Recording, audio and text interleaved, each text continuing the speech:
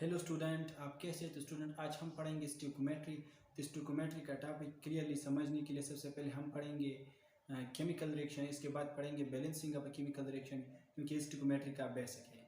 तो स्टूडेंट अगर आपको इस टॉपिक का नोट्स चाहिए तो आप कमेंट सेक्शन में अपना नंबर डालिएगा, इंशाल्लाह मैं आपको इसका नोट्स व्हाट्सएप पे भेजूँगा, ठीक है। तो स्टार्ट करते हैं अपना टॉपिक केमिकल रिएक्शन से। The rearrangement of atom between various molecule of reactant to form new molecule or product is called chemical reaction। इसमें हमारे पास रिएक्टेंट और प्रोडक्ट का जिक्र हो चुका है। तो अगर हम देखें तो हमारे पास ये रिएक्टेंट है और ये प्रोडक्ट है। हमारे पास जो रिएक्शन करके यील्ड देता है इसको हम रिएक्टेंट कहते हैं, और जो यील्ड हमारे पास प्रोड्यूस होता है इसको हम प्रोडक्ट कहते हैं। या हम सिंपल ये भी कह सकते हैं कि हमारे पास रिएक्शन को ओरिजिनेट करने के लिए, रिएक्शन को स्टार्ट करने के लिए जो सब्सटेंस यूटिलाइज होते हैं इसको हम रिएक्टेंट कहते हैं, और जो सब्सटेंस प्रोड्यूस होते हैं इसको हम प्रोडक्ट कहते हैं। तो हमारे पास H2 और O2 ने रिएक्शन स्टार्ट करके H2 और O2 यूटिलाइज होके हमारे पास H2O मीन्स वाटर बनाए हैं। तो हमारे पास वाटर जो है ये प्रोडक्ट है और H2O2 हमारे पास रिएक्टेंट है। अब हमने रिएक्शन में कहा, केमिकल रिएक्शन में, the rearrangement of atoms between various molecule of reactant to form new molecule of product. जब हमारे पास रिएक्टेंट के मॉलिक्यूल के एटम जब रीअरेंज हो जाते हैं और हमें न्यू मॉलिक्यूल प्रोडक्ट का देते तो हम इसे केमिकल रिएक्शन कहते हैं। लेट सपोज हमारे पास ये H2 मॉलिक्यूल है, ये O2 मॉलिक्यूल है और ये हमारे पास क्या है, रिएक्टेंट। तो H2 मॉलिक्यूल और O2 मॉलिक्यूल ने हमें क्या दिया है, H2O, जो हमारे पास मॉलिक्यूल है और प्रोडक्ट है। अब अगर हम देखें तो हमारे पास ये H2 मॉलिक्यूल है और ये इसकी H एटम है, ये इसकी हाइड्रोजन एटम है। जब हाइड्रोजन के एटम के बीच बॉन्ड ब्रेक हो जाता है, यहाँ पे हमारे पास ऑक्सीजन मॉलिक्यूल है, ऑक्सीजन मॉलिक्यूल के ऑक्सीजन एटम के बीच बॉन्ड ब्रेक हो जाता है और इसका रीअरेंजमेंट हो जाता है और हमें न्यू मॉलिक्यूल और प्रोडक्ट देता है, तो हम इसे केमिकल रिएक्शन कहते हैं। अब अगर हम देखें तो यहाँ पे हाइड्रोजन ने हाइड्रोजन के साथ बॉन्ड बनाए हैं, लेकिन यहाँ पे हाइड्रोजन ने ऑक्सीजन के साथ बॉन्ड बनाए हैं। अब यहाँ पे हाइड्रोजन का क्या हो चुका है, अब यहाँ पे रिएक्टेंट के मॉलिक्यूल के एटम का रीअरेंजमेंट हो चुका है, क्योंकि यहाँ पे हाइड्रोजन हाइड्रोजन के साथ लिंक नहीं है, यहाँ पे हाइड्रोजन ऑक्सीजन के साथ लिंक है। इसी तरह अगर हम इन दोनों को देखें तो ऑक्सीजन ऑक्सीजन के साथ लिंक है, लेकिन यहाँ पे इसका बॉन्ड ब्रेक हो चुका है, अब ये हाइड्रोजन ऑक्सीजन के साथ लिंक है, ठीक है। तो मैंने क्या कहा, तो मैंने कहा the rearrangement of atoms between various molecule of reactant to form new molecule of product. जब हमारे पास रिएक्टेंट के मॉलिक्यूल के एटम के बीच रीअरेंजमेंट हो जाता है और ये हमें प्रोडक्ट देता है जो न्यू मॉलिक्यूल होता है, तो हम इसे क्या कहते हैं, हम इसे केमिकल रिएक्शन कहते हैं। अब अगर हम देखें तो हमारे पास ये 2 हाइड्रोजन एटम है, ये 2 ऑक्सीजन एटम है, लेकिन यहाँ पे हमारे पास 1 ऑक्सीजन एटम है। हाइड्रोजन तो हमारे पास बहुत साइड सेम है, यहाँ पे भी 2 हाइड्रोजन एटम है, यहाँ पे भी 2 हाइड्रोजन एटम है, लेकिन यहाँ पे हमारे पास 1 ऑक्सीजन एटम है और यहाँ पे हमारे पास 2 ऑक्सीजन एटम है। रीअरेंजमेंट में तो हमारे पास एटम गायब नहीं होती, क्योंकि अगर हमें कोई कहे कि 3 1 5 2 4 को रीअरेंज करो, तो हम सिंपली 1 2 3 4 5 लिखते हैं। ऐसे नहीं लिखते कि हम इसमें से एक को गायब करें या हम इसमें से 5 को गायब करें। हमारे पास रीअरेंजमेंट में सिर्फ आर्डरली हम किसी चीज़ को लिखते हैं, इसमें से किसी चीज़ को गायब नहीं करते। लेकिन यहाँ पे अगर हम देखें तो हमारे पास एक ऑक्सीजन एटम कम है, तो हमारे पास ये रिएक्शन क्या है, ये रिएक्शन हमारे पास अनबैलेंस्ड है। अब हम रिएक्शन को बैलेंस करेंगे, तो रिएक्शन को हम कैसे बैलेंस करेंगे, रिएक्शन को हम इस तरह बैलेंस करेंगे कि हमारे पास यहाँ पे जितने एटम्स हैं और यहाँ पे जितने एटम हैं, ये दोनों का नंबर क्या हो जाए, दोनों का नंबर हमारे पास सेम हो जाए। जब हमारे पास दोनों का नंबर सेम हो जाएंगे तो हमारे पास law of conservation of mass follow हो जाएगा। जब हमारे पास law of conservation of mass follow हो जाएगा तो रिएक्शन हमारे पास बैलेंस हो जाएगा। अब हम इस रिएक्शन को बैलेंस करते हैं, तो हमारे पास रिएक्शन है H2 plus O2 gives us H2O।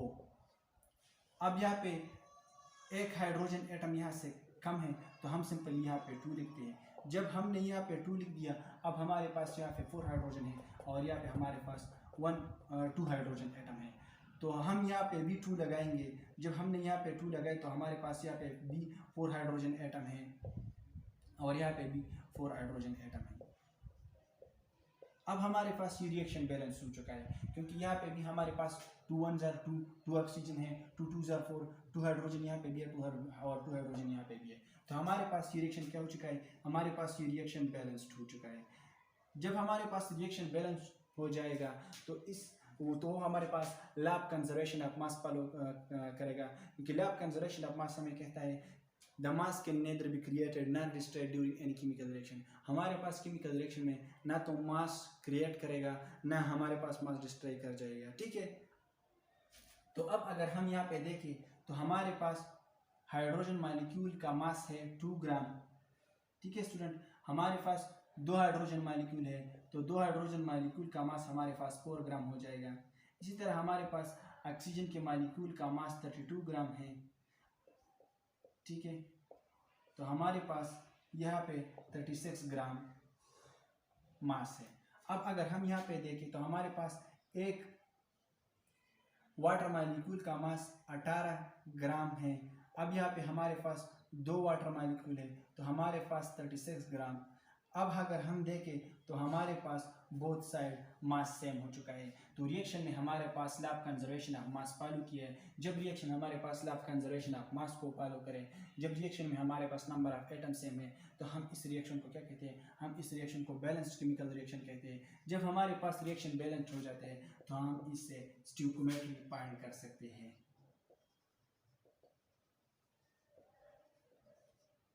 ठीक है स्टूडेंट, हम इससे क्या करते हैं, हम इसे स्टोइकियोमेट्री फाइंड कर सकते हैं, या हम सिंपल इसको स्टोइकियोमेट्री कहते हैं, ठीक है।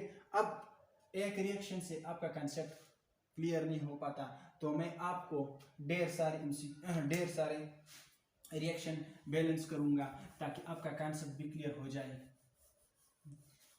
और एमसीक्यूज भी क्लियरली सॉल्व करने के काबिल आप हो जाएंगे। तो मैं अब यहाँ पे और रिएक्शन लेता हूँ, ठीक है स्टूडेंट। तो हमारे पास रिएक्शन है Al plus O2 gives us Al2O3। Al हमारे पास क्या है, एल्यूमिनियम।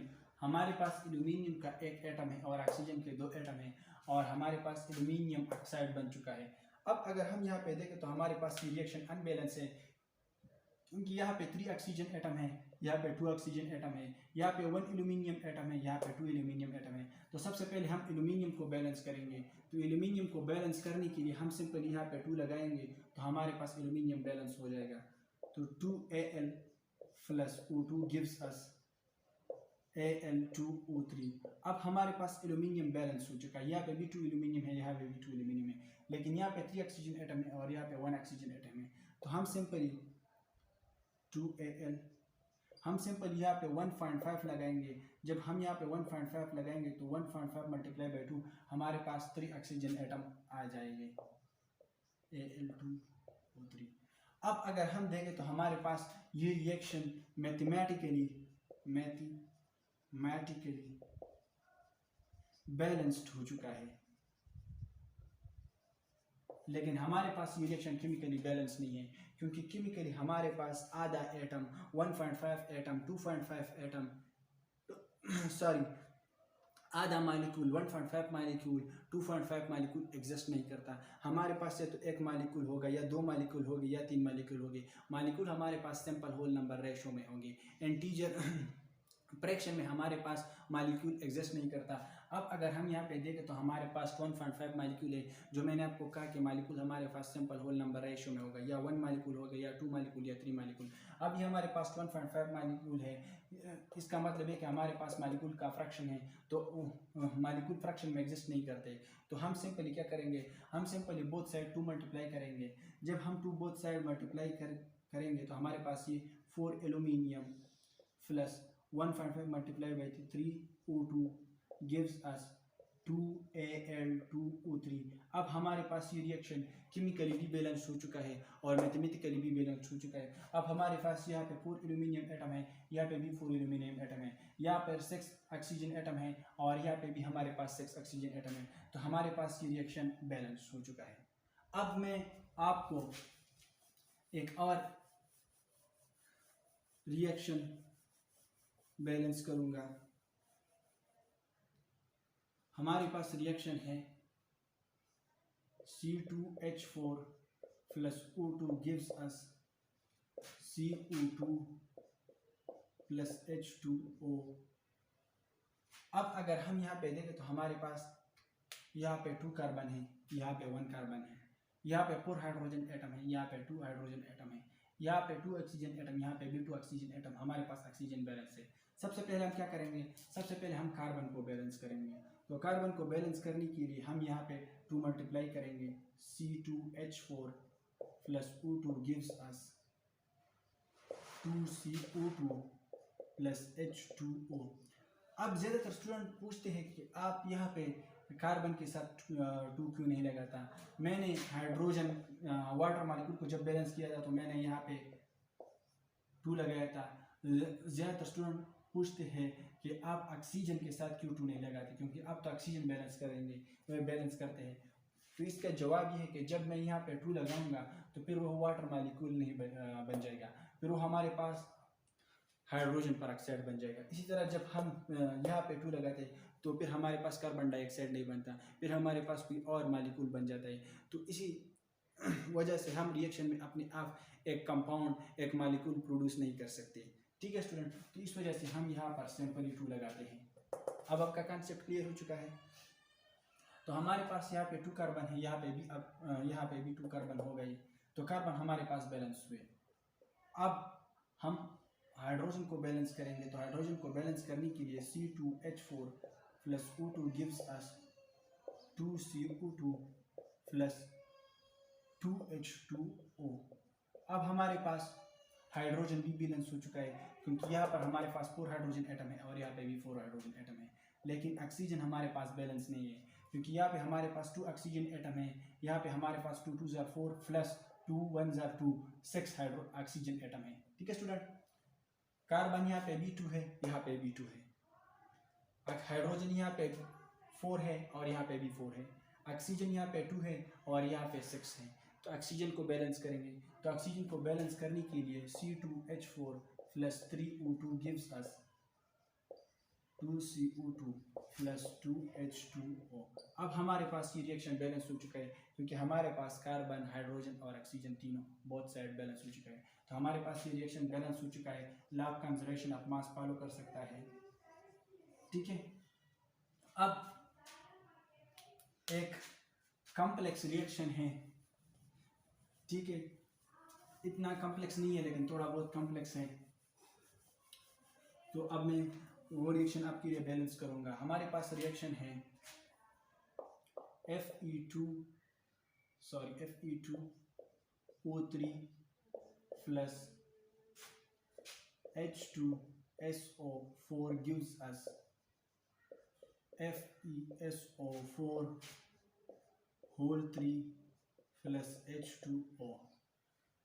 अब अगर हम यहाँ पे देखें तो हमारे पास ये रिएक्शन बैलेंस नहीं है, क्योंकि यहाँ पे हमारे पास 2 आयरन है, यहाँ पे 1 आयरन है, यहाँ पे हमारे पास 3 4 7 ऑक्सीजन एटम है, यहाँ पे हमारे पास 3 4 12 प्लस 1 13 ऑक्सीजन एटम है। हाइड्रोजन बोथ साइड इक्वल है। तो सबसे पहले हम क्या करेंगे, सबसे पहले हम आयरन बैलेंस करेंगे। Fe2O3 plus H2SO4 gives us 2FeSO4 whole 3 plus H2O। अब हमारे पास आयरन बोथ साइड बैलेंस हो चुका है। अगर हम इस रिएक्शन को देखें तो हमारे पास SO4 यहाँ पे भी, SO4 यहाँ पे भी। लेट सपोज हम SO4 को X से रिप्रेजेंट करते हैं तो हमारे पास ये रिएक्शन कुछ यूँ हो जाएगा। Fe2O3 plus H2X gives us 2FeX3 plus H2O।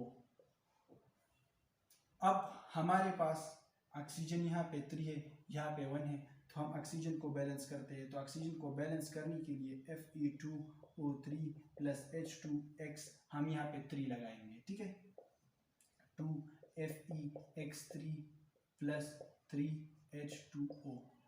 अब अगर हम देखें यहाँ पे 2 आयरन है, यहाँ पे 2 आयरन है, ठीक है स्टूडेंट। यहाँ पे हमारे पास 2 हाइड्रोजन एटम है, यहाँ पे हमारे पास 6 हाइड्रोजन एटम है, यहाँ पे हमारे पास 3 ऑक्सीजन 3 ऑक्सीजन। तो हमारे पास अब हाइड्रोजन बैलेंस नहीं है, क्योंकि यहाँ पे हमारे पास 6 है, यहाँ पे हमारे पास 2 है।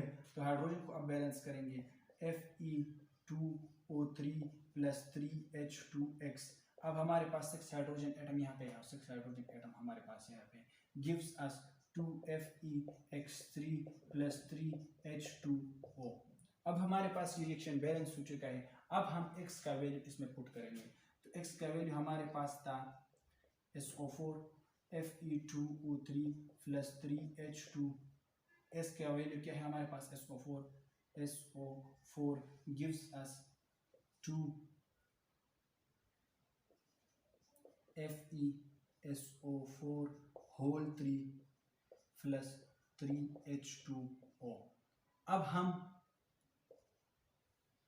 एटम को देखेंगे कि हमारे पास एटम बोथ साइड इक्वल है कि नहीं।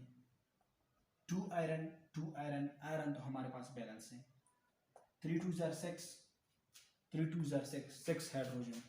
ऑक्सीजन को देख लेते हैं, 3 oxygen, 3 4 jar 12, 12 plus 3, 15 oxygen atom यहाँ पे है हमारे पास, 3 1 जार 3, 3 4 जार 12।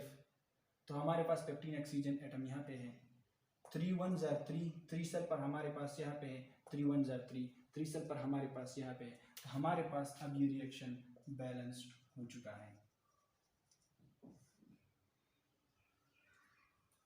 तो स्टूडेंट अब हमें एक चार्ट दिए है और इस चार्ट के थ्रू हम स्टोइकोमेट्री को समझ लेंगे।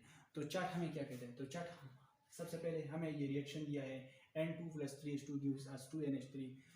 तो चार्ट हमें ये कहता है कि अगर पार्टिकल हमारे पास मॉलिक्यूल में दिए हो तो स्टोइकोमेट्रिक कोएफिशिएंट हमें ये बताता है कि 1 molecule of nitrogen reacts with 3 molecule of hydrogen two gives us 2 molecule of ammonia. अब अगर हमारे पास पार्टिकल एटम के टर्म्स में हो तो स्टोइकोमेट्रिक कोएफिशिएंट हमें ये बताता है 2 atoms of nitrogen reacts with 6 atoms of hydrogen two gives us 2 atom of nitrogen and 6 atoms of hydrogen. इसी तरह ये हमें मास के बारे में भी बताता है। अब अगर हम मास के टर्म्स में ये लिखते हैं तो हमें ये बताता है कि 28 AMU of nitrogen reacts with 6 AMU of hydrogen to form 34 AMU of ammonia. अब अगर हमारे पास मॉलिक्यूल के टर्म में भी ना हो, एटम के टर्म में भी ना हो, मास के टर्म में भी ना हो और हमारे पास मोल मॉलिक्यूल के टर्म में इस रिएक्शन की क्वांटिटी को फाइंड करना पड़ता है, तो स्टोइकोमेट्रिक कोएफिशिएंट हमें ये बताता है कि हमारे पास 1 मोल ऑफ नाइट्रोजन मॉलिक्यूल रिएक्ट करेगा 3 मोल ऑफ हाइड्रोजन मॉलिक्यूल के साथ और हमारे पास बनेगा 2 मोल ऑफ अमोनिया मॉलिक्यूल। ठीक है स्टूडेंट, अब ये हमारे पास 1 मोल है। ये नाइट्रोजन हमारे पास क्या है, ये हमारे पास नाइट्रोजन मॉलिक्यूल हमारे पास, ये नाइट्रोजन मॉलिक्यूल हमारे पास 1 मोल है, ये हाइड्रोजन मॉलिक्यूल हमारे पास 3 मोल है और ये अमोनिया मॉलिक्यूल हमारे पास 2 मोल है।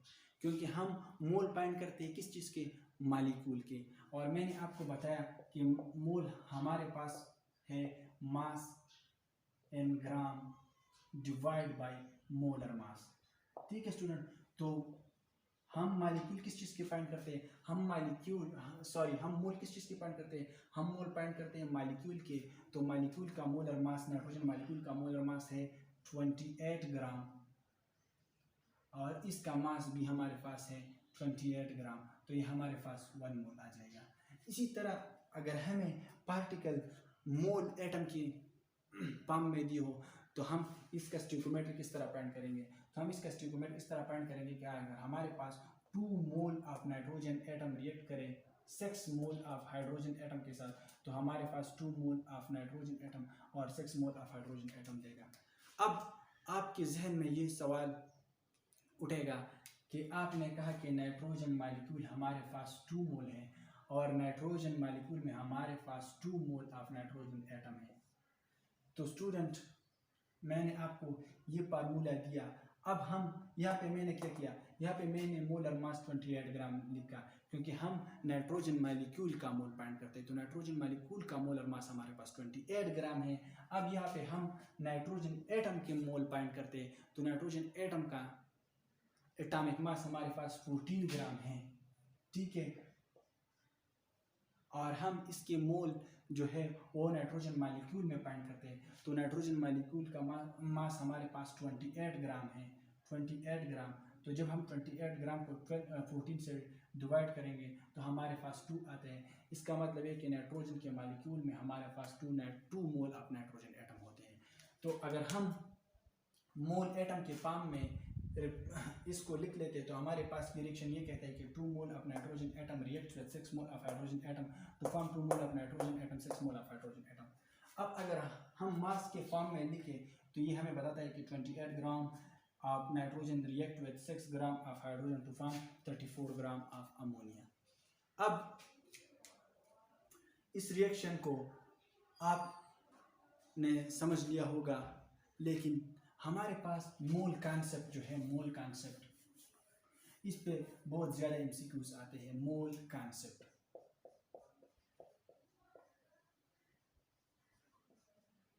अब आप कहेंगे कि मोल कॉन्सेप्ट क्या है, तो मैं आपको बताता हूँ कि मोल कॉन्सेप्ट हमारे पास क्या है।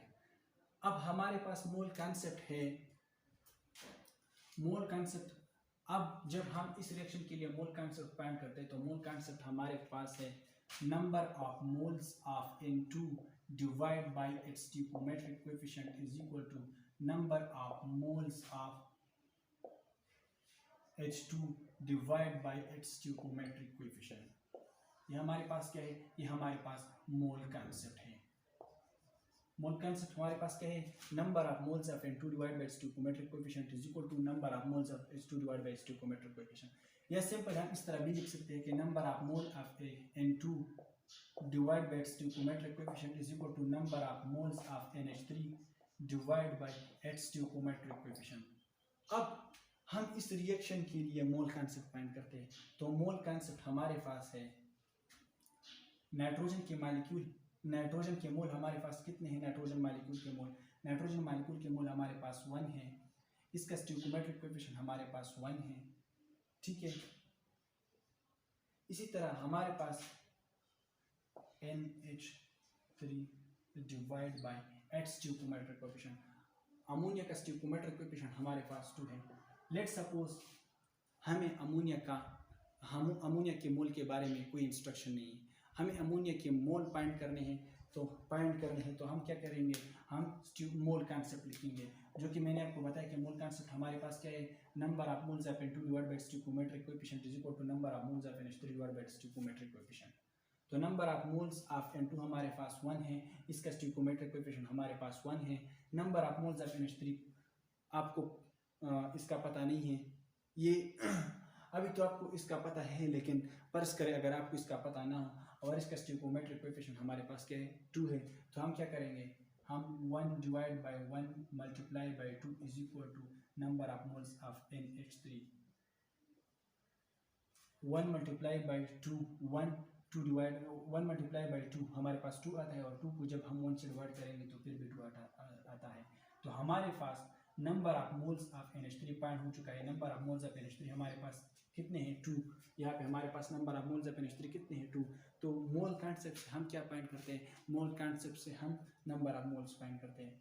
फर्ज करें अभी आपको number of moles of hydrogen का पता नहीं है, तो आप number of moles of hydrogen mole concept से किस तरह फाइंड करेंगे, आप number of moles of N2 लगाएंगे और इसको इसकी stoichiometric coefficient से डिवाइड करेंगे।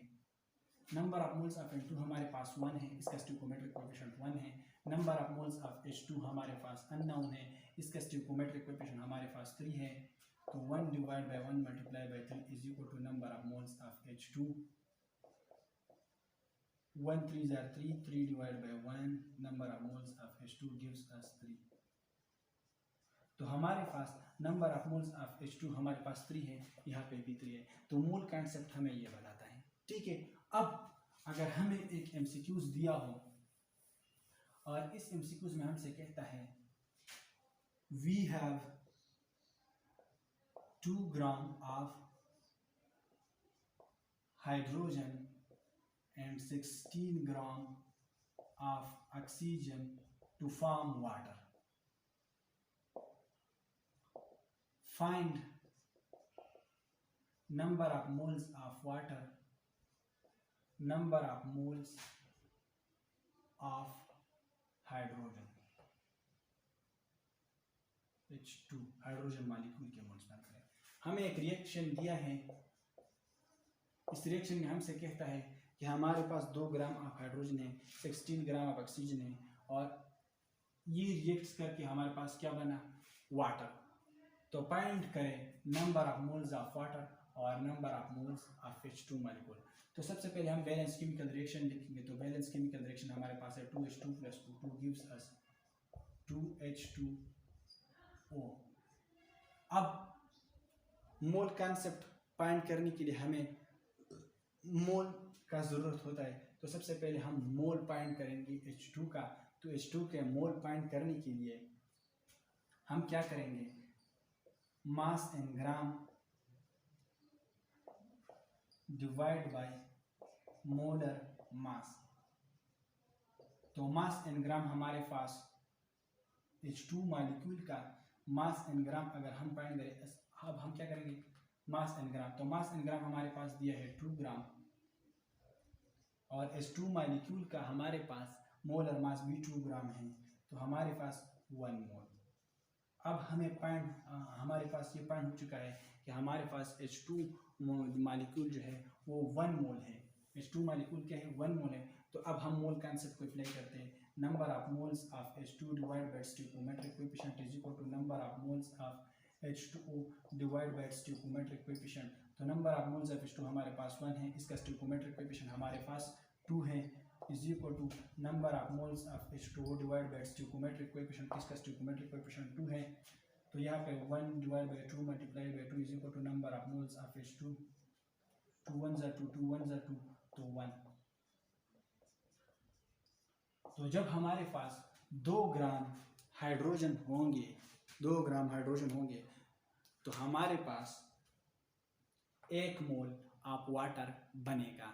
अब मोल कॉन्सेप्ट से हमने क्या किया, हमने सिंपली मोल फाइंड किया। तो ये हमारे पास मोल कॉन्सेप्ट के एडवांटेजेस हैं। तो स्टूडेंट, अगर आपको मेरा ये वीडियो अच्छी लगी हो तो प्लीज़ और साथ में बिल्कुल दबा दीजिएगा ताकि हमारे लेटेस्ट वीडियोज़ और अपडेट आप तक मिलती रहे। Thank you very much for that.